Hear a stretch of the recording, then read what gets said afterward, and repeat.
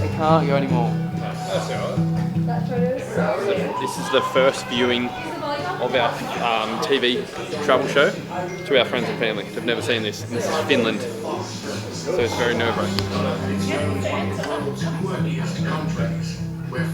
My biggest insecurity is my mates thinking I've changed, and family and friends, and I'd like to think we haven't that much.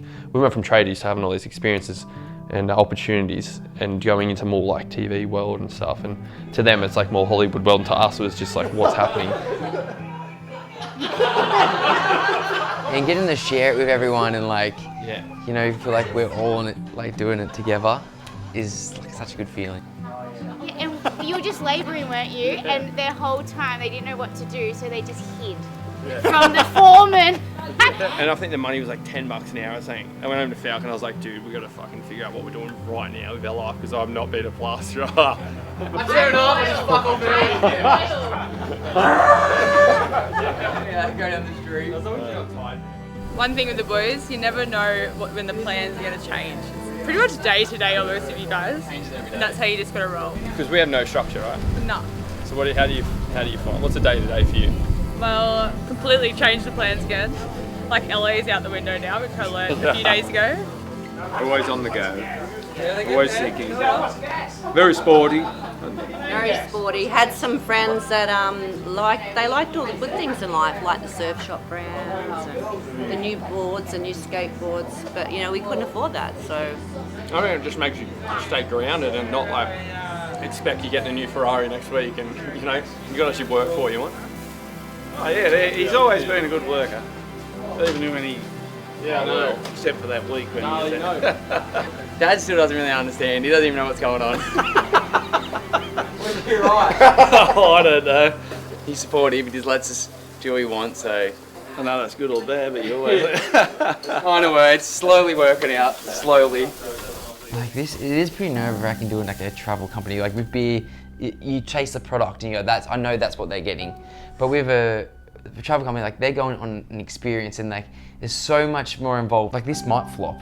We don't want it to, but it's like anything. Like we're putting our heart and soul into it, but it's brave. It's a really brave thing to do, and they put themselves out there to be criticised, to be judged, and that's vulnerable and very brave. So, oh yeah, super proud. They've created who they are. They've done the hard work. Yeah.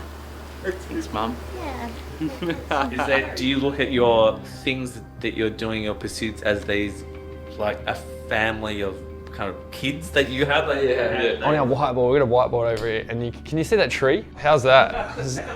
Yeah, so skits, and then there's Better Be a Rival TV shows, and then there are branches off the side. So you got like, we always say like, you got the trunk, which is how we started, which is our skits, which is what built this whole thing. Your babies is Better Be an Arrival, and that's, you don't need any more than 2, I don't think. No. Yeah, no more kids after this one, I think. Yeah. We've got a team of 12 developers working on web, mobile and app. Mirte got her mitts on it and has helped us kind of really elevate it. What Mirte did so well is bottle that up into, which we can't do. Like we kind of know what we like, but she can make it that into a brand and put it into a rival, which is so important. It's a sentence that I saw the other day. People don't want to understand you; they want to be understood. And you can really see it, like you can see it all throughout Arrival. Like one of the questions that I mainly had was like, how do we link the boys into it authentically, right? We took a lot of time to figure out the whole aesthetic and brand of Arrival and the storytelling and the meaning behind everything. I really want people to feel through the content, through how it shows up in the world, to really feel that Arrival is the type of business that takes me further than anybody else will and connects me deeper to the culture that I'm actually going to.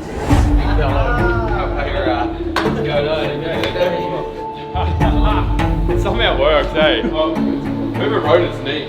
So I'll go back to the day in the life. So this feedback we'll get from this week, I think will kind of be like the last round of feedback we can deliver until we launch. I was building the product in our inventory system and on our website. We've got such odd offerings. Like people are in the middle of Kyrgyzstan on horses Like, how do we contact old mate that owns the horses? Who's he speaking to? How are we getting the customers there? So to try and have everything prepared pre-launched when not all of our trips had necessarily been fully realized and we'd fully got the nuts and bolts there. You're just working in a lot of the, I think we'll need this, I reckon we'll need this, and trying to capture everything whilst also working to a deadline and being aware that we've got potentially 100 of these trips in a system that we hadn't used before. So you're learning a system, learning how you think you're going to apply that system to one specific trip. There were a couple of times we didn't have a working cart or checkout. Media team are asking for a box to change colour on the website. Cool. Well, it's only 33 days to the launch. We don't say that out loud. Yeah. 33 days, holy crap, that's gnarly. This day it's been marked in the calendar for quite a while now. The first time we get to show our brand off to everybody. I don't know, just getting back to that real authentic way of travel is what we're all about. The theme is golden age of air travel. So remember those planes in the 60s where they would have like dance bars and they'd be walking around with giant roast dinners and things like that? We're theming it golden age of air travel. The boys will be dressed as pilots. I didn't know how they would go, like is it a bit gimmicky? The worst thing we didn't tell anyone what it was. So they knew this Inspired Unemployed was launching Arrival, but no one knew what Arrival was. So they thought we were like launching a friggin' aeroplane company or something. Yeah, or a magazine. About travel is like sharing memories, sharing moments, getting home, and you're like, I might be broke, but I've had the time of my fucking life. I really want to thank our crew who's been behind us. They're absolute rock stars. Trent, absolutely We wanted to celebrate stories. Where was the spirit? Where was the sweaty death?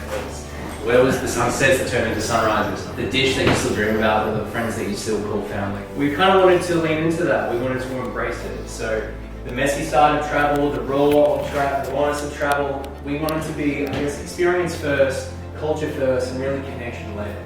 We both had the vision. Travel's about connection, about culture, about how the hell did we end up here? Travel that makes you feel something real. And that's when Arrival was born. An idea built on raw, shared experiences. We're not here to sell you hotel rooms and flight combinations. We're here to find you the right kind of trips that are going to change your perspective. The kind you'll come back from with stories, not souvenirs.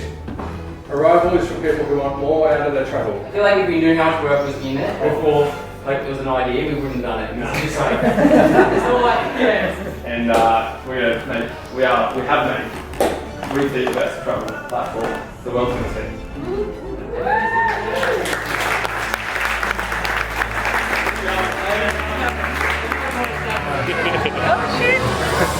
I don't know if I'm coming across calm right now, but my phone is blowing up because we are launching a travel business in a week. There's definitely a lot of pressure, mainly because we had already delayed our launch, a few times. Quite honestly, we pushed the date a handful of times. We got to the point where we're like, well, you know what? We're just gonna have to launch this thing. So we were in Kyrgyzstan when it launched, but that wasn't planned. We actually had planned to launch about 3 months prior. Wait, I can say this, right? It's quite, I reckon it's pretty. Yeah. Trent comes in and he's like, listen to this voice note from the boys. I don't know if you can hear me or not, but I'm riding as quick as I can to the nearest cafe. We're in the middle of fucking nowhere. We won't make the call. Sorry, I'm so sorry. We got held up. But we're just getting there to post this thing, and maybe we can do the call after or tomorrow. So it turned out when we were in Kyrgyzstan, we were just ready to launch, and we had Kyrgyzstan booked for so long, and we were freaking out. We're like, oh my God, we can't launch it there. We're not going to have Wi-Fi. We're in the middle of the mountains, probably on friggin' horseback. And it was Jack on a bike saying, fuck, I'm so sorry. I don't know where I'm going to get there. And he was like, apparently Fergus was saying he was going way too fast. We were trying to keep up with Jack. There's a few of us that I just said to everyone, wait, everyone, just stop. One of us is going to get killed. Just let him go. Stairs! When we actually launched, we were on motorbike going from like some town to another town with no internet. I remember calling like you guys back in the office being like, we will be there at 6 p.m. Just don't do it without us. You could just hear the wind going, and I remember Gavin sent us a message after saying it sounded like he was being chased by a bear. Does anyone know if they're all right? We didn't know if there was bears in Kyrgyzstan. We rode like 2 hours going conservatively fast. Oh, that's scary. I was honestly fearing for my life. We didn't even know where they were. I don't even think they knew where they were. So we delayed that by maybe like half an hour because we were just waiting for the boys to get to some type of Wi-Fi. So Harry, if the phone rings, Yes. Charlie's already on the phone. And yeah, so Are we gonna go like a few seconds before or afterwards? It was like a fever dream. We had things going everywhere, left, right, and center. Like our website wasn't finished. We didn't have a working cart or checkout. Most companies have, you know, a runway. They launch a product and it slowly builds up popularity, but we were kind of the reverse of that. We had the boys going out there saying, guess what, we've just launched a business, potentially 4 million people coming into our website. So we had to be pretty dialed in. So we got to this cafe and I just called the team at Arrival and I was like, let's do it. And then when they did call us and it was all good to go, they managed to get to a cafe. They're using their Wi-Fi. They're sitting in their motorbike outfits. Their faces are dirty from all the dust and the sand that hits their faces. And they had to connect to a random cafe's Wi-Fi to post the launch video to say that we had launched Arrival. And we're all sitting there like, oh God, what have we done? For Matt and Jack, I know they're super excited and their passion for travel is immense, as you can tell. They love going here, there and everywhere. Whenever they get a spare moment, although sometimes they should be doing other things, but that's just how they roll. But you know, they love it. And yeah, between drinking beer at Better Beer and now an amazing travel company, and traveling is their passion. Yeah, I know they're super excited, and yeah, seeing this come to life is yeah, it's quite special. Honestly, you guys have smashed it out of the park. Like, you've really delivered on every level. The product's epic. Like all the back end, all the tech, all that side of it, like Mike, you were responsible for a lot of that. That's awesome, all the branding and the marketing. Also, you can't see it, but Mike's still standing with his laptop in his hand, trying to get the last little things finished. I think he's smashing it, so yes. Like, let's just do it. I'm just so nervous and I'm excited and I really want it to go well. 10, 9, 8, 7, 6, 5, 4, 3, 2, 1. And then we just click go. Oh my God. What? Dude, oh my God. There was like 3 minutes, that was like 4 minutes.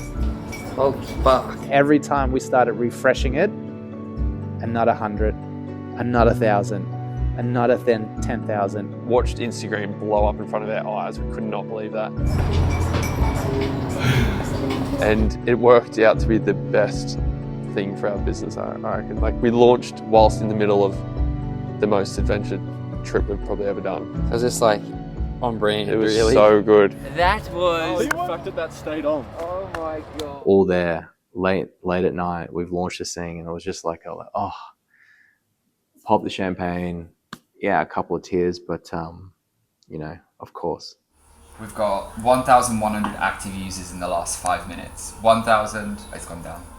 I don't think there's really one thing that I'm most proud of. It's just, as a collective, getting there. Putting in the work to make Arrival what we wanted it to be. The coolest moment definitely was getting that first customer through the door. And then the follow-up of that, getting those customers actually sending us photos of their travel. Like our first groups come back and just shoot photos back to us and to the team. And we're like, shit, this is real. Like, these people are traveling and creating memories and experiencing things that we've crafted. Like, you go on these trips with people and make new friends and new experiences. And that feeling of knowing that people were going to do that, come home and have new friends, it was so cool. It's just cool to think about. Yeah, and it's cool because we were actually doing that exact thing. Yeah. So we were on a trip with people we didn't know, who are our friends for life. And just felt like it was more like bottled up what we were actually doing at that time and then hopefully giving it to people. It's just so much fun having two people booking the same trip for the exact same date, They didn't know each other. And every time we got photos or messages from them, they were all together. Matt and Jack called them on their last night and they were all partying together as a group. So they didn't know each other. They didn't book a group tour. It was a trip that you do your own thing. They just happened to book at the same time and they pretty much did the whole trip together. I think that's just really, really cool.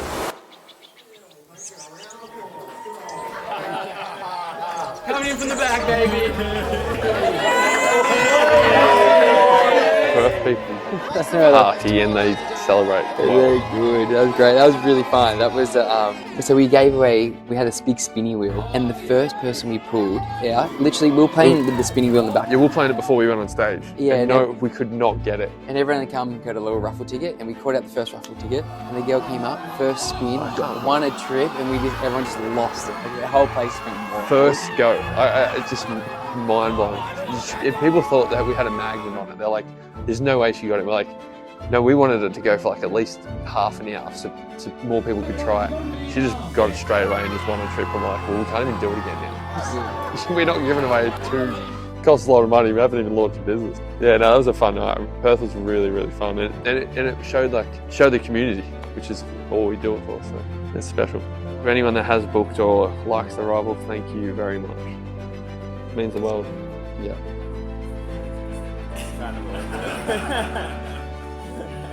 Nice, day one arrival. Come on, yeah. Come on,